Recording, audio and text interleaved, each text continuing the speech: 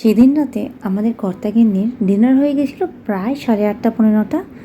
হঠাৎ করে রাত্রির তখন 11:15 বাজে, দুজনেরই ইচ্ছে হলো কাবাব খাবো, খুব ক্রেভিং হচ্ছে।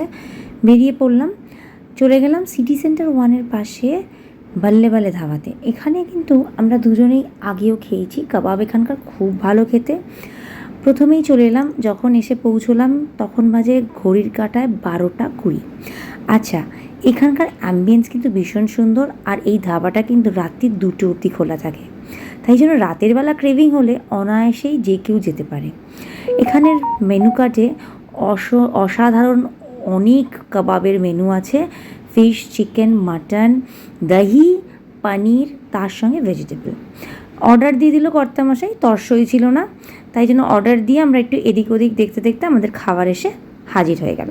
প্রথম মেনু ছিল আইটেম সেটা হচ্ছে চিকেন পাহাড়ি কাবাব, আর তার সঙ্গে তন্দুরি রুটি। কর্তামশাই রুটি দিয়ে কাবাব খেতে ভীষণ ভালোবাসে, তো ও প্রথমেই নিয়ে নিল। আর তোমাদের সঙ্গে শেয়ার করি যে ওর সময় হয়নি, তাই আজকের ভয়েস ওভারটা আমি দিচ্ছি। তবে হ্যাঁ, পুরোটাই ও যা আমাকে বলেছে সেটাই তোমাদের সঙ্গে শেয়ার করছি। যদি ভালো লাগে প্লিজ আমাদের চ্যানেলকে সাবস্ক্রাইব করতে ভুলো না, আর একটা লাইক করো। যাই হোক, পাহাড়ি কাবাবটা অসাধারণ খেতে ছিল, ওর তো ভীষণ ভালো লেগেছে, আমারও ভালো লেগেছে। খুব জুসি,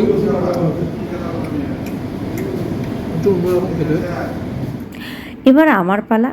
তারপরে কর্তামশাই যেই না ফ্রেশ লাইম সোডায় চুমুক দিল, আমাদের সামনে এসে হাজির হলো তন্দুরি চিকেন। হাফ প্লেট নিয়েছিলাম, ভীষণ জুসি, ভীষণ টেস্টি।